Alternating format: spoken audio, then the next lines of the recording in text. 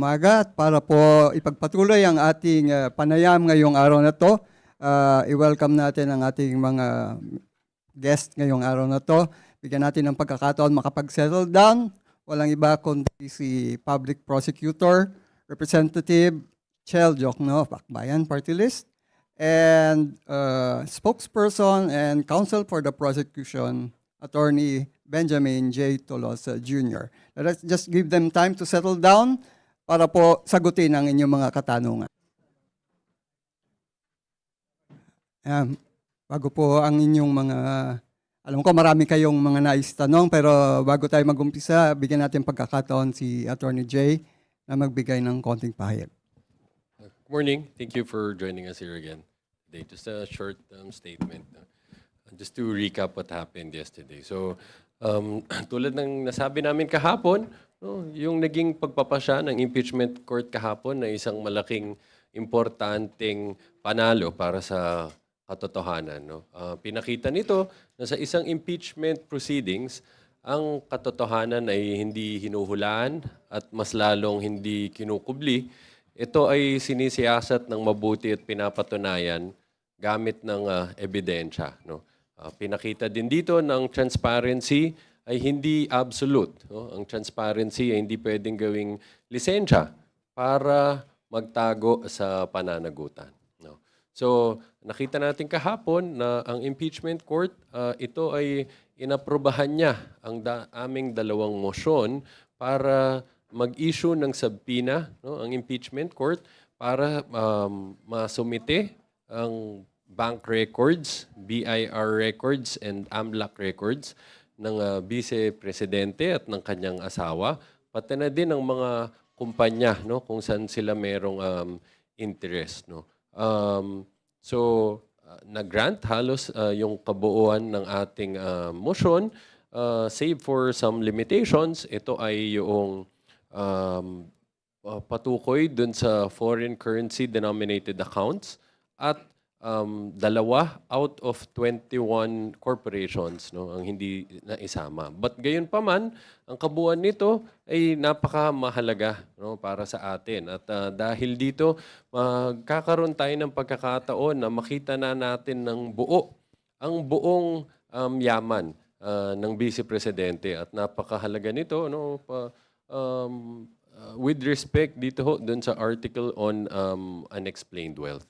So with that, I think si Kong Chel Jokno naman will walk us through the important arguments that were sustained yesterday in the oral arguments. Magandang umaga po sa atin lahat. Yung nangyari po kahapon sa aming pananaw ay isang big step forward insofar as the prosecution of Article 2 on unexplained wealth is concerned. Pero gusto ko rin bigyan diin na ito ay isang developing story. Hindi pa ito tapos dahil simula pa lang actually ito ng pag-prepare namin for the documents that will be produced on July 30. Tulad ng nabanggit natin kahapon, wala pa po tayo sa punto na admissibility of evidence sa pinag-uusapan. Ang nais lang namin na doon sa aming request for subpoena ay madala dito yung mga specified documents. Yung darating po tayo sa issue ng offer of evidence and admissibility of evidence pag nagpe-presenta na ang Article 2 team ng aming ebidensya at testigo on unexplained wealth. So abangan po natin yung mga susunod na kabanata. Marami pa naman mangyayari before we reach unexplained wealth. We will be dealing with, of course, today the threats article, and then tomorrow we start with the confidential funds. Maraming salamat po. Before we move forward, no, gusto lang din namin i-address, narinig natin ng paulit-ulit galing sa depensa nang sinasabi nila, isang fishing expedition lamang, no, itong request namin for these records. Although dapat matuldakan na itong issue na ito, no, dahil nga hindi ito ay sinangtabi ng impeachment court, no, nung pinayagan ng aming request. Pero kailangan lang ho naming idiin, no, hindi ho to fishing expedition as explained yesterday by Kong Shell Jokno, no? Maliwanag na hindi ito fishing expedition dahil mula pa lang sa simula, no? Tukoy namin ano ang specific na mga accounts na gusto naming makita, no? Kapag ho kasi sinabing fishing expedition, ibig sabihin nito, wala kang basihan, no? At humihingi ka lang sa korte na for example, tignan natin ang any bank accounts ng isang tao at umaasa ka lang na baka ka merong matalisod na ebidensya na pwede mong gamitin sa tao na yun. Dito napakalayo ho niya nang nangyari dahil alam naman natin, no? Magmula dun sa naging testimonya at dokumentong present ng Executive Director ng AMLAC, nakita na ho doon yung financial transactions amounting to 6.7 billion ng Vice Presidente. At tukoy na ho doon yung specific bank accounts with bank numbers, no? Pati ho yung mga branches nitong mga involved na bank accounts na to. Yan ho naging basehan ng paghingi natin ng mga bank records. Ngayon naman din ho, no, patungkol naman dun sa grave threats, gusto lang din ho naming sabihin na again, samahan niyo kami, napakinggan natin yung magiging testimonya ni NBI Director Melvin Matibag mamaya. Napakalaga ho nitong testimonya niya. No? Madami nagtatanong, corroborative lang ba to? Meron ba siyang sasabihin ng mga bagong bagay? Definitely, madami ho siyang sasabihin ng mga bagong importanteng bagay na hindi pa nailahad ng dalawang witness natin. Ang unang witness natin, napatunayan na niya ang authenticity ng video kung saan ginawa yung pagbabanta.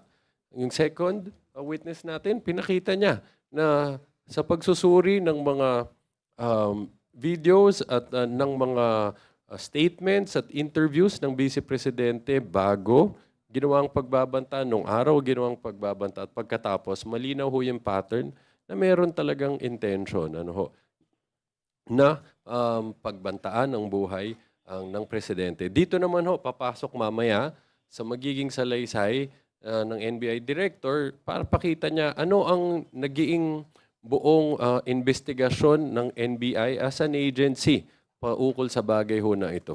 No? At papakita din niya anong kadahilanan, bakit ito sineryoso, itong pagbabantaan nito ng NBI. So, abangan ho natin ang magiging testimonya niya mamaya. All right, with that, we're now ready to accept questions from our friends. Anne? Let's give them the mic.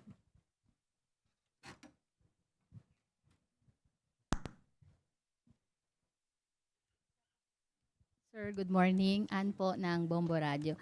Sir, may report kasi na si Senator Alan Peter Cayetano ay maghahain po ng dissent o hiwalay na opinyon sa impeachment court. Sa pananaw ninyo, may legal bang implikasyon ang dissent ni Senator Alan Peter Cayetano sa magiging takbo po ng impeachment trial? Thank you. Sa ilalim po ng rules of the Senate for impeachment, talaga naman meron na karapatan mag-file ang isang senator judge kung hindi siya sumasang-ayon doon sa naging pagpapasya ng ating impeachment court.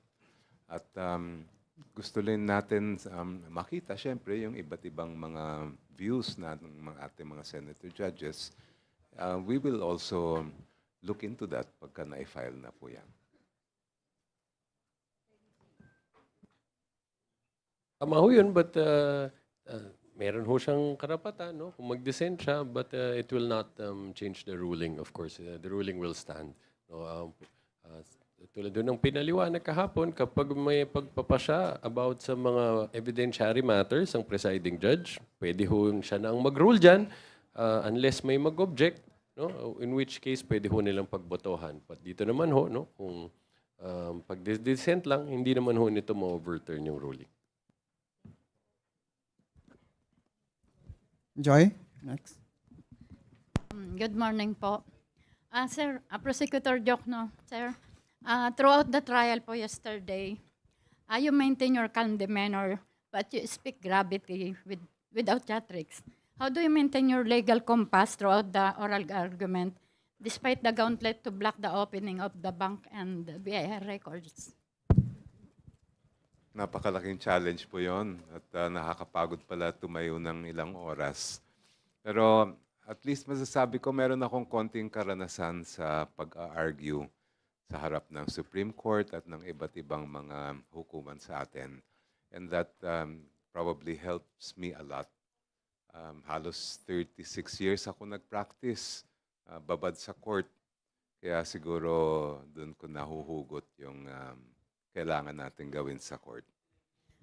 Sir, do you think that the impeachment trial of BP Duterte is the global litmus test for the rule of law in the country and the quest for justice, that there is no wide disparity between the rich and the poor, and the democratic rule of check and balance? Malaki at napakahalaga ng proseso ng impeachment dahil yan ay gawa mismo ng ating framers of the Constitution para meron tayong mabilis na mekanismo sa ating mga matataas na opisyal. Kung kailangan mapanagot, ay doon kailangan idadaan. Of course, impeachment, the process may not end with impeachment. Maari pa rin na magkaroon ng ibang mga kaso after, but at least we can see that accountability is alive and well pagka buhay na buhay din ang impeachment proceedings. Alright. Haji? Good morning po, Kong, attorney. Kahapon ay tanong na rin po, pero what if, although hindi pa naman po sure at pag-uusapan pa nga raw po ng defense team ito kung sila po ba ay magkakaroon ng legal remedies para po questionin or para tutulan yung pagpapasabina po doon sa tax and bank records. But what do you think kung sakali po na sabihin na po natin dumulog po muli sa Supreme Court? Unang-una, syempre, that is within the options available to the defense. But at the same time, we hope that there will be no obstacles to the continuation of the trial. Nagsimula na po yung paglilitis natin. Natapos na tayo sa pre-trial, nakapag-presenta na ang prosecution ng 2 testigo. At dapat tuloy-tuloy na itong prosesong ito. Now, insofar as the issues are concerned, makikita din natin kung sakasakaling iaakyat yan, kung ano ang gagawin ng ating Supreme Court, especially when it comes to the issue of ano ba talaga yung ibig sabihin ng sole power to try and decide an impeachment case. Na pag-usapan na yan sa ilang kaso sa Supreme Court, sa kaso ng Gutierrez, sa kaso ng Francisco, nadaplisan din siya sa kaso ng Duterte versus House of Representatives. But I do hope that it will become very clear for the future na maging klarong-klaro at malinaw sa lahat yung kapangyarihan ng Senate Impeachment Court on the one hand at yung kapangyarihan ng Supreme Court on the other. Kong Chel, would you like to comment po sa mga lumalabas sa social media na parang mukha daw po kayong teacher na nagdedebate sa mga students? Especially during the nung nagtatanong po yung dalawang magkapatid na Senators Cayetano. Ay, hindi na po. I would rather just let that be. Ang masasabi ko lang in terms of, kasi marami rin nagtatanong sa akin about court demeanor, yung kung saan ba nanggagaling yon. Well, aside from being a court practitioner for many, many years, halos 20 plus years din ako naging teacher. So, siguro dala-dala ko rin yon pag humaharap tayo. Okay. My last question po, if I may translate po no portion of the Facebook post ng kapatid ni VP Sara na si Congressman Pulong Duterte. Kino-question po niya yung constitutional process na ginawa daw po ng House of Representatives na parang ang step 1, impeach po muna, step 2, maghanap daw po ng dokumento or maghanap ng ebidensya. Tapos, yun po, no, may step 3 pa actually. Pero ang pinaka-point po ng post po niya is parang bakit ngayon lang daw po kayo maghahanap ng mga dokumento or magpapasabina ng mga dokumento gayong may articles of impeachment na at nai-forward na nga po sa Senate Impeachment Court. Ano pong pananaw or komento po ninyo dun sa alegasyon ni Kong Pulong? Thank you po. Well, alam naman natin, napag-usapan din natin kahapon yung issue na yan, yung sinasabi nga nilang fishing expedition.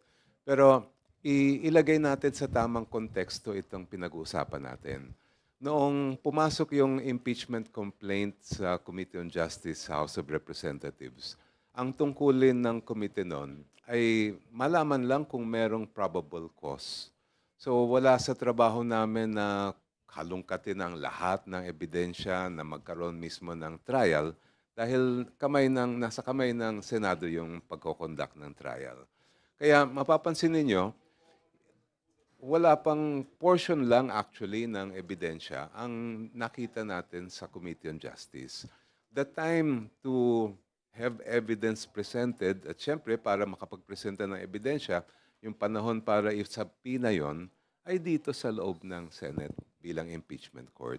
At walang pinagkaiba yung ginawa namin proseso doon sa nailahad na proseso sa ating saligang batas.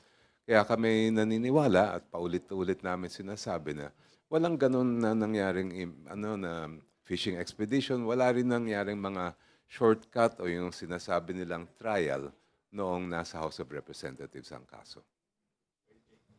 Yeah, siguro para din madaling maintindihan ng mga kababayan natin, baka masanay sila doon sa criminal cases, no? Na una yan, bago sumampa sa husgado, dumadaan muna yan sa tinatawag na preliminary investigation, no? Before the fiscal. So tulad ho ng nasabi ni Kong Shell, no? Before the House of Representatives, determination muna ng probable cause yan. Ganon din sa criminal case. Before the prosecutor's office, determination of probable cause. So dyan, hindi pa talaga required at inaasahan na papakita na lahat ng ebidensya. Dahil ang lahat ng ebidensya, lalabas yan during the trial itself. Pag nandun na sa husgado ang kaso, magkakaroon na ng full-blown trial. Ganon din naman dito. So since ang determination of probable cause ang ginagawa sa House of Representatives, pagsampa sa impeachment court, ito na ho yung full-blown trial, ito na yung tamang venue para hingin at ilabas at sayasatin natin lahat ng ebidensya. Alright. Dwight? Hello po, good morning po, Kong Chel.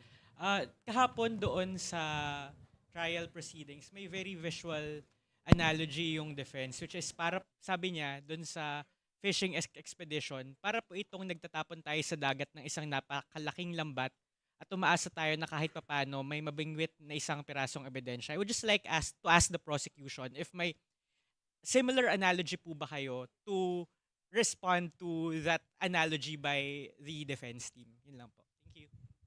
Well, una, sagutin ko muna yung sabi nga ganon na imagery. Kasi i-compare natin yung dalawang sitwasyon. Pagka sinabi natin fishing expedition, ang ibig sabihin nun, meron kang halimbawa pinapasabpina na baka sakaling may makita. Or sa English ay on the off chance that you find something. Hindi naman ganon yung final namin na request for subpoena. Dahil alam na namin na meron kailangan makuha. At ang naging basehan namin ay yung mga nangyari sa Committee on Justice, especially yung mga iniharap na documents ng Anti-Money Laundering Council, pati na rin yung ibang mga witness pagdating sa unexplained wealth. So they really, I think it's also clearly spelled out in the ruling of the court na walang ganon na nangyaring tinatawag ng fishing expedition. Wala naman ako maisip na imagery na galing naman sa amin. Nothing further to add. Sir, good morning. Sir, Katrina Domingo from ABS-CBN News. Sir, it's no secret that Senator Judges Alan Peter Cayetano and Pia Cayetano have been critical of NBI Director Melvin Matibag way before he takes the stand later on today. What changes or adjustments were made during your witness prep to make sure that your witness, or in the event that the senator judges become critical when it comes to questioning your witness like this afternoon? Well, I would like to speak for the team that is in charge of the grave threats. So hindi po ako directly involved doon. But I know that they have done all the preparations necessary for the presentation of their evidence. At mamaya, palagay ko, panunuorin natin lahat yan kung paano nga ilalatag ng prosecution ang pagtestigo ni Director Matibag. Jay? So, Katrina, I think what's clear is whatever grievances or issues that they may seem to have, no, against Director Matibag, it appears these matters are completely separate from the issues at hand, no? Kung ano itong magiging laman ng kanyang testimonya, which is again yung masusing investigasyon na ginawa ng NBI paukol dito sa pagbabantang ginawa ng Vice Presidente laban sa Presidente. So, of course, we respect their right to pose any questions that they think may be appropriate to the witness. No? But at the same time, naniniwala kami, mahalaga dito yung magiging testimonya niya. No? Paukol dito. Dahil ito naman yung magiging relevant and material dito sa impeachment proceedings na ito. Sir, but do you expect the lines of questioning to be tougher, perhaps leaning more on the political side of things rather than the actual merits of the case, given the predisposition of the siblings earlier this week? Palagay ko yun ang isang pagkaiba sa questions propounded in a regular court and questions propounded in an impeachment court. Wala naman limit ang maaring itanong ng mga senator judge, maliban lang kung meron tututol sa kanila na ibang one of the other judges. So we'll have to wait and see. And I think we will all be witness to something later on. Last question from my end. When you say na abangan nyo yung magiging testimony ni Melvin Matibag, we have to see later on, will he be pardon if this was already asked in previous press conferences, will he be identifying the hitman, the alleged hitman that the Vice President has contracted? As I've said yesterday, you wouldn't want to miss his testimony this afternoon. So let's wait for it. All right. Any other questions? Right. Kung wala na kayong katanungan, let's give each of our guests their chance for their parting words to conclude this morning's press conference.